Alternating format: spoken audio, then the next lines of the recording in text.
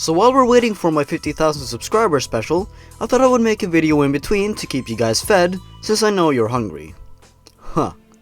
50,000. I have no words for that. Thank you so much. I can't express how much that means to me. That 50,000 people actually decided to go to my channel and click that subscribe button. That is just unbelievable. So, back to the topic at hand. When I say creepypasta characters, what do you think of? Well, probably things like Jeff the Killer, or Laughing Jack, or Eyeless Jack, maybe Slenderman. Well, today I thought I would share my 10 favorite creepypasta characters, and hopefully you haven't heard of some of them, since creepypasta characters aren't simply restricted to spooky monsters or serial killers. And I know that one of you people out there suggested this list, so please, if you suggested it, let me know in the comments, and I will credit you in the description. This goes without saying, but some people seem to forget it. This is my opinion, and not everyone is gonna share the same views and yada yada yada. I've talked long enough. Let's just go! Number 10. Slenderman. So, Slenderman is a fairly obscure creepypasta. Not many people know of him. Pfft, I'm just kidding, everyone knows Slenderman, and everyone knows what he does. You know, I know, we all know. And he's pretty interesting. Well, he was interesting. Until this happened. Why? I like Slenderman because he's something as simple as a tall white guy in a suit with no face. And tentacles. And time travel abilities. And teleportation. Okay, he's overpowered. But I'd be lying if I don't enjoy what he is for what he is. Although, he's number 10 because everyone knows him. So yeah, let's not waste any more time, let's move on. Number 9. The Rake. Another pretty known creepypasta. I prefer the Rake over Slenderman because it hasn't been as abused and beaten as poor Slendy has, and because I consider a naked dog-like creature with long claws a lot more terrifying. While Slenderman has no clear motives, which could be considered a good thing, the Rake has one. He wants to murder you in the most terrible way possible. With Slenderman, you don't really know what he wants. With the Rake, you know. And when you know, you're already dead. Scary! Number 8. Zalgo. I haven't talked about Zalgo that much on this channel, which is unfortunate. Zalgo is a lot like Cthulhu, and I love Cthulhu. Now I wouldn't go as far as to call Zalgo a ripoff, as I'm afraid he's gonna get angry and murder me, so I won't. What I find scary is that he's able to corrupt everything wherever he goes. Videos, text, comics, the list goes on. Just imagine opening a book and finding that every letter is melting and becoming corrupted. You'd know exactly who did it, and you'd know that you're in terrible danger. Oh, and he can end the world, which is quite an impressive feat if I do say so myself. Number 7. Zimmerman from the Harbinger Experiment. Yeah, I know, I keep bringing up the Harbinger Experiment. Don't worry, this will be brief. Zimmerman is a pretty cool character. He's not necessarily evil, he's just curious. And who's not curious about a world which we cannot see? Of course, this curiousness eventually led to his ultimate demise, which, considering the fact that he presumably worked with the experiment for his whole life, is kind of sad. He finally got to watch his dream come true, and minutes later, he dies terribly. Poor guy. Not much else to say about him though, since we don't really get to know that much about him in the story. I still really liked him though. Number 6. Red from NES Godzilla. While not being the most original character ever, Red is a terrifying creature with an intent on making the author's life absolutely miserable, by using the author's fears and weaknesses to his advantage. Since I haven't read the sequel yet, I don't know if things are different, but in NES Godzilla, Red is still kept as somewhat of a mystery, and you're not quite sure why he wants the author to suffer, other than the fact that he's purely evil. Which is pretty cool. Also, it appears he has been following the author for his whole life. That's a very unpleasant thought. I also adore the design of him. He looks scary, but awesome at the same time. The sprite work in the story is amazing. So yeah, Red is lovely. Number 5. Sookie Tamara from Pokemon Come Follow Me. Come Follow Me is a story I really enjoyed. Yeah, you could say that the ending really didn't make any sense, since no one would have known what the detective saw when he played the game, but hell, I was still at the edge of my seat when I read it. It's built up like a gritty crime drama, with clues ultimately hinting at something very mysterious. My favorite character from the story would have to be Sookie, the mastermind behind the whole thing. He's just so wonderfully evil that you cannot help but love him. Number 4. The Skintaker from Candle Cove. The Skintaker, Buffalo Bill on a kids show. Can you get any creepier than that? The Skintaker is the spooky skeleton who kidnaps children and skins them to make his stylish cape.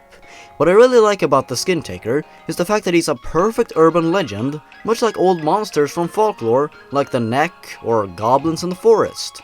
He's a skeleton with a top hat and a cape made of skin. Despite it being a rather dark motive for a villain to have, it doesn't sound so out of place when you compare it to other dark kid shows like Courage the Cowardly Dog or Ren and Stimpy.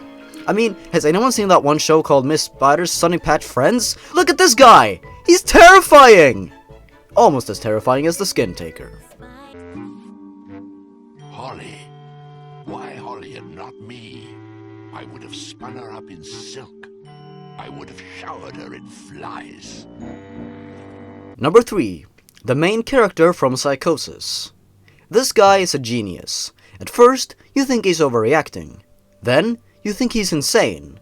And in the end, you realize that it was all justified.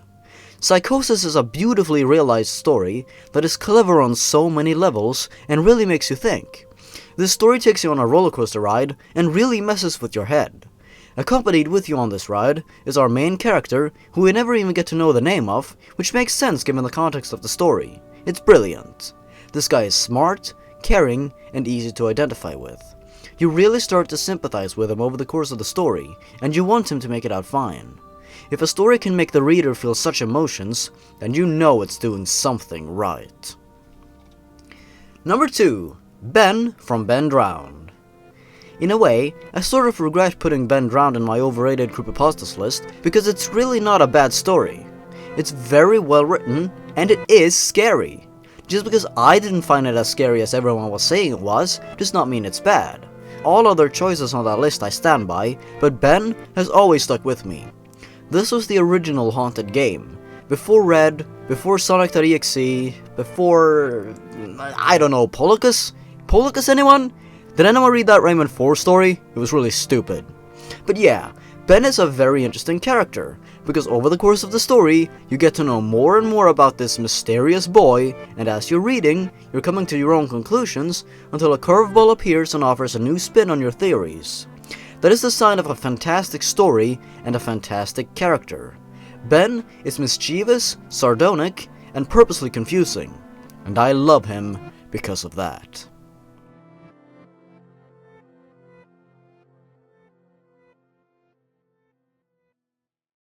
And now, it's time for number 1. I bet it's gonna surprise a lot of you. Remember that a creepypasta character isn't just restricted to a monster. A good creepypasta character doesn't have to be a killer. A good creepypasta character doesn't have to be a monster. In fact, a good creepypasta character could be something as simple as a teacher. That is why I decided to include this fantastic character and put them in the number 1 spot. Number 1 goes to Mr. Maze from the Showers. Like I said, some of you are probably surprised. The teacher from the showers? Really? Yes, fellow viewer. Yes. Why do I like Mr. Maze so much? I mean, he's just an ordinary guy, right? But that's what I love about him. He's just a man. He's human.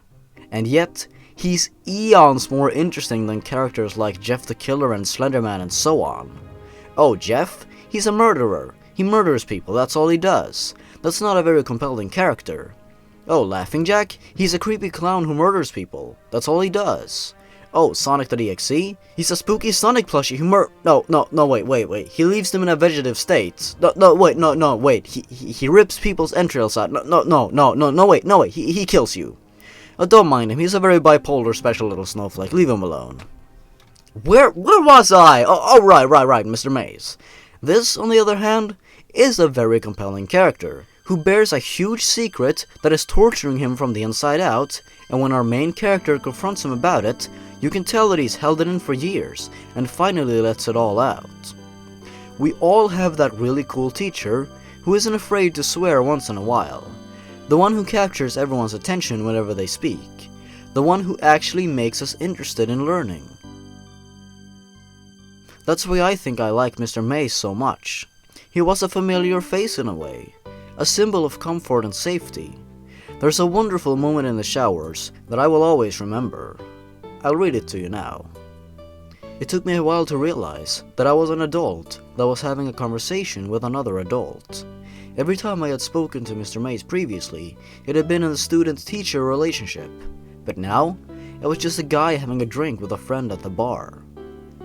This is a beautiful moment in my opinion, since I always imagined how I would react to seeing my favorite teacher, or someone that I looked up to, sitting in a bar, all alone, drinking away their sorrows.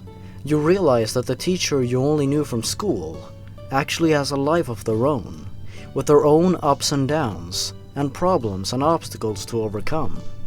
They're not just teachers, they're people who make a difference in our lives, in ways which we may not even realize. And that's why I love this character. He's complex, he's relatable, and he's human. He is, in my opinion, the greatest creepypasta character out there. At least for now. Here's to the future, Mr. Maze. Here's to the future. May we meet again. Thanks for watching, you wonderful person who made it through the entire video. I cannot thank you enough. Stay tuned for the 50,000 subscriber special. It's gonna be good, I hope. I also hope that you enjoy this video, and that you will enjoy my future videos. Thanks to all of you who are so supportive of my videos, and who always encourage me to make more. You people are the reason why I want to make these videos, and without you, I'd be nowhere. So thank you. Thanks for watching, have an amazing day. Stay awesome everyone. Goodbye.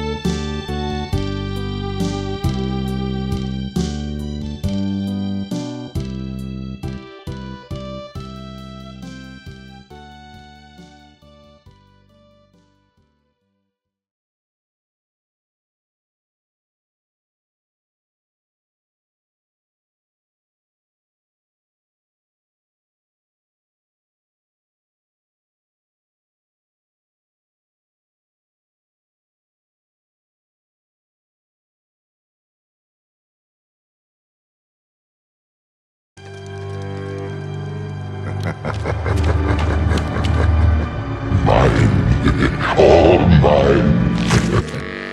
Trap.